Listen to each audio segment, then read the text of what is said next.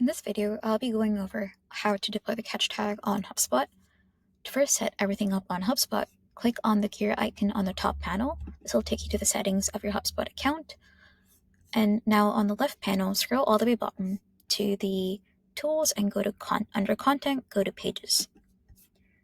Here you can add any kind of HTML, any kind of script tags, which are common to every domain. You can set it to certain domains. You can set it onto some domains. In this video, I'll be going over how do you set it for default state. You can also override this on a specific domain. And here I need to paste the Ketch tag. To get the Ketch tag, go to app.ketch. In app.ketch, go to properties.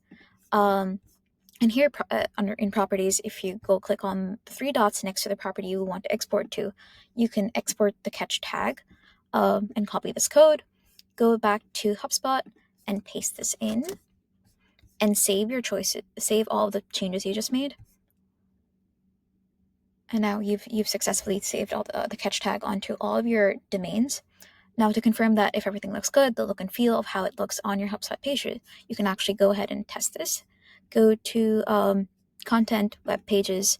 Here I do have a web page here, and click on this, and I can see how the actual banner looks on my website. I can go and preview this, see how it looks, and even a different tab to see how a new user would be seeing this Ketch tag on the site.